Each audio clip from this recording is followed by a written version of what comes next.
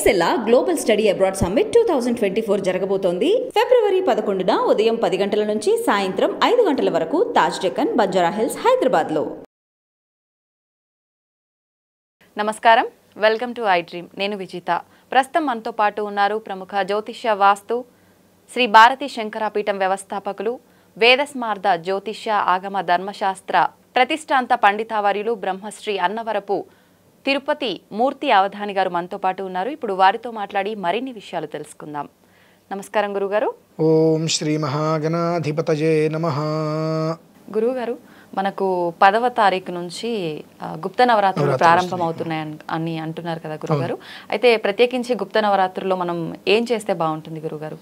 ఓం నమో దేవ్యై మహాదేవ్యై శివాయై సతతం నమః. నమః ప్రకృత్యై భద్రాయై నియతాః ప్రణతాస్మతాం. గుప్త నవరాత్రులు మనకి ఇందులోనే గుప్తము, గోప్యత అని చెప్పబడి ఉన్నది. 4 రకాల నవరాత్రులు ఉన్నాయి మొత్తం. ఓకే. అందులో ప్రధానంగా సార్వత్రికంగా అందరికీ చెప్పబడినటువంటిది శరన్నవరాత్రులు మనకు ఆశ్వీజ మాసంలో వస్తాయి. అయితే ఈ ఉపనవరాత్రులు ఏవైతే మిగిలిన 3 ఉంటాయో ఆ 3 కూడా అదే నవరాత్రుల్లో ఆచరిస్తూ ఉంటాం.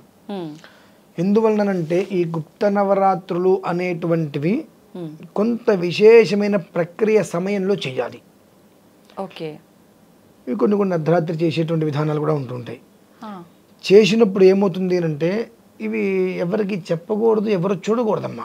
కొన్ని ఆరాధనలు ఏమవుతుంది, చూసినప్పుడు ఏమైనా తంత్రం చేస్తున్నారా, క్షుద్రం చేస్తున్నారా అన్నట్టుగా ఆలోచనలు వస్తూ ఉంటాయి. ఎందువలన రక్తవర్ణ మాంసనిష్ట గుడాన్న ప్రీతమానస అని మనకి లలిత సహస్రంలో చెప్పబడింది.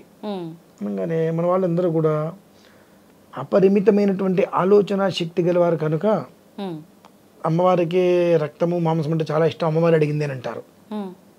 అందులో వర్ణము అని ఉందిగా, రక్తవర్ణ మాంసనిష్ట అనేటువంటి చెప్పబడిందిగా. రక్తమే అని అడగలేదు కదా. రక్తవర్ణం అంటే ఏంటి? కుంకుమ పువ్వుని పాలల్లో వేస్తే వచ్చేటువంటి రంగు.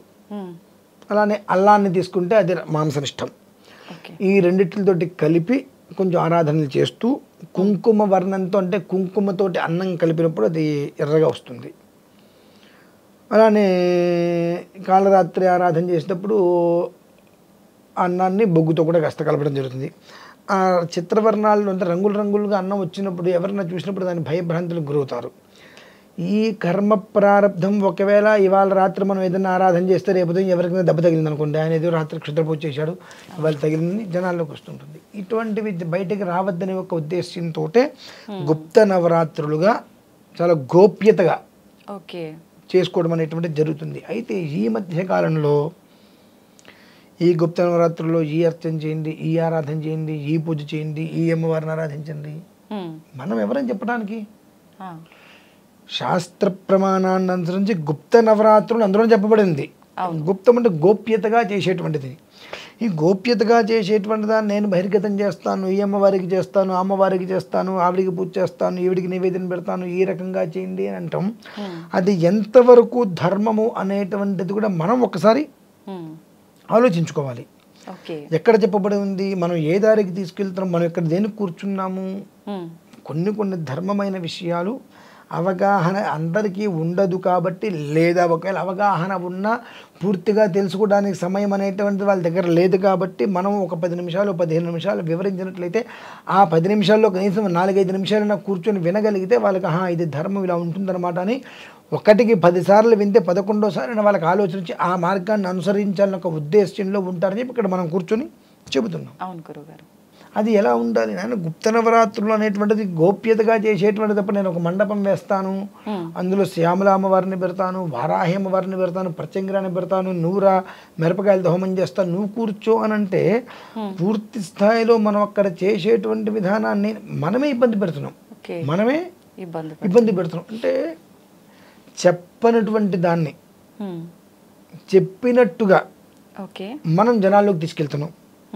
తద్వారా ఏమవుతుంది, అది నిజమో అబద్ధమో తెలియనటువంటి చాలామంది నిజం అనుకుని వెళ్తూ ఉంటారు. గోప్తంగా అంటే గోప్యం ఓకే. గోప్య విధానాన్ని అనుసరించి చేయటం ఇప్పుడు నేనున్న 10వ తారీఖు నుంచి నేను చేసుకుంటాను. ఎలా చేసుకుంటాను? నాకు ఇంట్లో నా భార్య ఉంటుంది కానీ నా భార్యకి తప్ప ఇంకెవరికి తెలియదు. ఓకే. ఆ సమయం ఒకటి చెప్పబడి ఉంటుంది.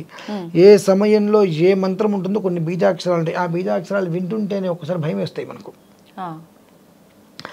ఆ వేగం మీద బీజాక్షరాలు చెప్తూ ఉంటాం. చెబుతున్నప్పుడు ఆ వింటుంటేనే ఒకసారి భయం వేస్తూ ఉంటుంది. ఓకే. ఆ భయభ్రాంతులకు గురి చేసేటువంటిది నీకెందుకు నాకెందుకు అసలు? మరి దేనికి చెయ్యాలండి అది? లోకా సమస్త సుఖినో భవంతు. ఎందువలనంటే ఈ ఆరాధనలో ఎప్పుడు చేయటం వలన ఈ ప్రత్యంగిర, వారాహి ఇవన్నీ కూడా ఉగ్రదేవతలు. ఓకే. ఈ ఉగ్రదేవతలు అవ్వటం వల్ల ఏమవుతుంది అంటే ఆ ఉగ్రానికి అంతయు కూడా ఇబ్బందులు పడుతూ ఉంటారు. కాబట్టి కొన్ని మంత్రాలతో అనుష్ఠానం చేసుకుంటూ ఈశ్వరుని ఆరాధన చేసుకుంటూ అమ్మవారి ఉగ్రాన్ని శాంతింపజేయటం కోసం. ఉగ్రం అవసరమే, ఎంతవరకు ఉండాలి అది దాటి రాకూడదు కదా. అవును. అది దాటి ఎప్పుడైతే వస్తుందో అది మానవ మనుగడకి ప్రమాదం. ఓకే. ఒక స్థాయి ఉగ్రం అనేటువంటిది మానవ జీవిత మనుగడకి ఉపయోగం. ఎందువలన దుష్ట సంహారానికి ఉపయోగిస్తుంది. ఆ ఉగ్రం అనేటువంటిది స్థాయి దాటితే అగ్నిహోత్రం ఉంటుంది. మనం చేస్తూ ఉంటాం. ఎంతవరకు మనం చేస్తుంటే దాని యొక్క విధానాన్ని అనుసరించి చేస్తే అంతకుమించి ఎక్కువ చేస్తే మొత్తం అంటుకుపోతుంది కదండి. అవును గురుగారు. అలానే ఆ అమ్మవారి యొక్క మంత్ర సాధనని కూడా ఎంతవరకు ఎలా చేయాలి, ఏ సమయంలో చేయాలనేటువంటిది చెప్పబడి ఉంటుంది. ఆ విధానాన్ని అనుసరించి చేయటం వలన ఇక్కడ నేను చేస్తున్నాను అనుకోండి, నేనున్న చోటు నుంచి కనీసంగా ఒక 7 కిలోమీటర్లు చుట్టూతా క్షేమంగా ఉంటుంది. ఓకే. అలా ఒక 100 మంది చేస్తే ఆ ప్రాంతం మొత్తం బాగుంటుందిగా. అలా దానికోసం రహస్యంగా ఓ గదిలో కూర్చొని చేయాలి.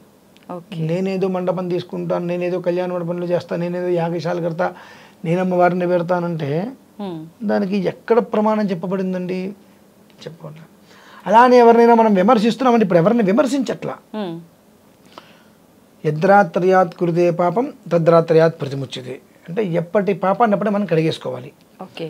అలానే దీనికి మూలం చిన్న విషయం చెప్తా. అన్నం తెలుసుగా మీకు? అది తింటే ఏమవుతుంది? ఆకలి తీరుతుంది. మరి అది తింటే చచ్చిపోతారు. ఆ విషయం కూడా తెలుసా? అన్నం తింటే చచ్చిపోతారా గురుగారు? అదేలాగా? అన్నం ప్రాణమన్నమపానమాహు అన్నం మృత్యుం తము జీవాతుమాహు. అన్నం వండుకొని ఉంటే 11-12 గంటలకు ఆకలిస్తే తింటే ప్రాణం నిలుస్తుంది. అదే ఆకలి వేసినప్పుడు అన్నం వండుకుంటే ఆకలి చచ్చిపోతుంది. అదే బంగాళదుంప కూరనో లేదంటే టమాటా పప్పునో బాగుంది 4 ముద్దలు ఎక్కువ తింటే మనకు ఆయాసం వస్తుంది. ఇవాళ వండుకున్నటువంటి అన్నాన్ని రేపు రాత్రికి తింటామంటే అన్నమే కదా, మనం ఉంటామా? ఉండవు. మంత్రం కూడా అలానే పనిచేస్తుంది మనిషి మీద. ఆ ప్రభావం అనేటువంటిది ఏ మంత్రాన్ని ఏ సమయంలో ఎంత మోతాదులో ఎంత స్వరంలో దాన్ని మనం చెప్పాలి. మీరు సే షా సా అనండి. సే షా సా. సే షా సా. మీకు ఏమన్నా క్లారిటీ దాన్ని మీకు ఏమన్నా అర్థం తెలిసిందా? తెలీదా? తా అనండి. తా. మళ్ళీ తా. తా అన్నప్పుడు 2 పళ్ళ మధ్యలోకి నాలుక వచ్చింది రాలేదా? ఆ వస్తేనే అది తా అని పూర్తి. తాను కూడా అనొచ్చు లోపల పెట్టుకున్న నాలుకని. అది అర్ధాక్షరం అవుతుంది. ప్రాణ అది మృత్యు సమానం. త అంటే పూర్తవుతుంది అక్షరం. సే ష స దంతియ సకారం, తావల్లియ షకారం, మూర్ధన్య షకారం. ష అన్నప్పుడు ఆ నాలుక అంగట్లోకి తగలటం. స అన్నప్పుడు దంతియ పళ్ళ మధ్య నుంచి గాలిలో బయటికి రావడం. అంటే ప్రతి అక్షరం ఎలా పలకాలని చెప్పబడుతుంది. ఆ అక్షరం అలా పలికినప్పుడే దాని యొక్క జీవం మనం తీసుకోగలుగుతాం. అలానే ఈ యొక్క గుప్త నవరాత్రులు అంటే ప్రతి మంత్రం ఏదైనా అలానే పలకాలి. ఈ గుప్త నవరాత్రుల్లో ఉండేటువంటి బీజాక్షరాలు ఎలా ఉంటాయంటే చాలా విచిత్రంగా ఉంటాయి. అవి అంటే లోపల నుంచి మొదలు పెడుతూ అలా అలా అలా అలా అలా అలా అలా అలా పైకి తీసుకురావాలి. అలా మళ్ళీ చిన్నగా కింద ఓం నమ భవేచమయో భవేచ నమ శంకరాయ చ మయస్కరాయ చ నమ శివాయ చ శివతరాయ చ చిన్న నుంచి అలా పైకి తీసుకువెళ్తూ మళ్ళీ అక్కడి నుంచి ఎక్కడ ఆపేయాలో అక్కడ వదిలేయాలి దాన్ని. అట్లా లేకపోతే ఏమవుతుంది? స్వర అక్షర పద వృత్త వర్ణ దోషాలు వస్తాయి. ఒక మనిషి చెయ్యి కాళ్ళకి బ్రతికేస్తాడు, కానీ ఒక మంత్రాన్ని ఆపాదించుకుంటే ఒక వర్ణం ఇదేమి పాట కాదు కదా, మన ఇష్టం వచ్చినట్టు పట్టడానికి. వేలాది సంవత్సరాల నుంచి మంత్రం అలానే ఉంది, అలానే వచ్చింది, అలానే వస్తుంది, అలానే ఉంటుంది. అందులో ఎక్కడ మార్పు రాదు ఒక అక్షరం కూడా. పాట అనేటువంటిది రకరకాలుగా పాడుతూ ఉంటారు అవును వర్ణన పెట్టుకొని. కానీ మంత్రానికి రకరకాలుగా చెప్పడానికి అవకాశం లేదు కదా. అవును గురువు. దానికి వేల సంవత్సరాల నుంచి ఒకే విధానాన్ని వస్తున్నప్పుడు దాన్ని ఎలా ఆ సమయాన్ని అనుసరించి మనం చేయాలి అనేటువంటిది ఉంటుంది. నేను నిషీధి అని కొంతమంది, నిషీధి అంటే అర్ధరాత్రి, అర్ధరాత్రి ఈ సమయంలో కొన్ని చేస్తున్నప్పుడు కొంతమంది చూసి భయభ్రాంతులకు గురవటాలు ఉంటాయి. కాబట్టి మనం చేసే దానికి లోకా సమస్త సుఖినోభవంతో చేస్తాం, కానీ అది అందరికీ అర్థం కాదు కదా. కాబట్టి గుప్త నవరాత్రులు అనేటువంటిది అమ్మవారికి సంబంధించింది మీ పేరు మీద, నా పేరు మీద, నా గోత్రం మీద చేసేటువంటిది కాదు. శ్రీదేవి ప్రీత్యర్థం, అమ్మవారి యొక్క ప్రీత్యర్థం, ఆవిడ సంతోషకరణార్థం, ఓకే, శుభరక్షణార్థం అనేటువంటి సంకల్పంతో అక్కడ చేయాలి. అంతేగాని నేను గుప్త నవరాత్రులు చేస్తున్నాను, మీ గోత్రం ఇవ్వండి, మీ పేరు ఇవ్వండి అంటే అది ధర్మం ఎక్కడుందమ్మా అందులో? నేను గుప్త నవరాత్రులు చేయడానికి మీరెందుకు డబ్బులు ఇవ్వాలి నాకు? నేను గుప్త నవరాత్రులు చేయడానికి మీరెందుకు డబ్బులు ఇవ్వాలి నాకు? మీ గోత్రనామంతో చేయించుకోవడానికి ఏం అక్కడ చెప్పబడి ఉన్నది లేదు కదా. ఇటువంటివి కొన్ని మనకు పక్కకి వెళ్తున్నాయి. దాన్ని మళ్ళీ మనం జాగ్రత్త తెచ్చుకుంటే దసరా నవరాత్రులు అది మీరు రూపాయి ఖర్చు పెట్టుకుంటే, ₹1,00,000 ఖర్చు పెట్టుకుంటే అది వేరే విషయం. కానీ దేనికి మనం ఖర్చు పెట్టచ్చు, దేనికి ఖర్చు పెట్టకూడదు అనేటువంటివి కూడా వీటిలో చెప్పబడి ఉంటుంది. వాటిని అనుసరించి మనం తగు జాగ్రత్తగా వెళ్ళాలి. గుప్త నవరాత్రులు అనేటువంటిది వారాహికి చేస్తారు, చిన్నమస్తాకి చేస్తారు, ప్రత్యంగిరాకి చేస్తూ ఉంటారు. వారాహి వీటికి అధిదేవత చేస్తుంటారు కాబట్టి ఎక్కడైనా చేస్తున్నా అంటే కొంచెం నమస్కారం చేసుకోండి అంతే తప్పితే మనం వెళ్ళి కూర్చొని చూడొచ్చు. మనకు ఇక్కడ ఎలాంటి ఆలోచన లేదు అంటే మనం చూడొచ్చు, చక్కగా నమస్కారం చేసుకోవచ్చు. కానీ నేనేదో చేద్దాం, నా పేరు మీద నేను చేయించుకుందాం, సామూహికంగా చేద్దాం అనేటువంటిది మాత్రం అది ధర్మ సమ్మతం ఏమాత్రము కూడా కాదు. కాబట్టి ఈ గుప్త నవరాత్రుల గురించి మనం ఏదో తెలుసుకుందాము అనే ఆలోచన కన్నా ఎక్కడో చేసేటువంటి వాళ్ళకి ఒక నమస్కారం పెట్టుకోవటం, ఆ ఫలితం ఎట్లాగో వస్తుంది. ఎందువల్ల వస్తుంది ఆ ఫలితం? నేను వెళ్ళట్లేదు, చూడట్లేదు, నమస్కారం చేస్తే ఫలితం ఎంత వస్తుంది? మీకు ఫలితం రావాలనే కదా అందరూ చేసేది. లోకా సమస్త సుఖినో భవంతు, భూమండలం మొత్తం అందరూ బాగుండాలి. ఆ భూమి మీద కదా నువ్వు కూడా ఉన్నావు, నీ నెత్తి మీద కదా ఆకాశం ఉంది. కాబట్టి అక్కడ చేసే ఫలితం నీకు ఎట్లాగో వస్తుంది కదా. కాబట్టి ఈ గుప్త నవరాత్రులు వస్తున్నాయి కాబట్టి అమ్మ అందరినీ చల్లగా చూడాలి, నమస్కారం చేసుకో, అదొక్కటి చాలండి. అనవసరంగా ఏదో చేసి కొండ నాలికి మందేస్తే ఉన్న నాలికి పోయిందని అంటారు. అటువంటిది ఎందుకు మనకు పరిస్థితులు? అది నాకు తెలిసి అవేం వద్దు అని ఏదో చెప్తానండి. కాదు మేము వెళ్తాము చేస్తామంటే మా ఇష్టం. నమస్తే గురుగారు.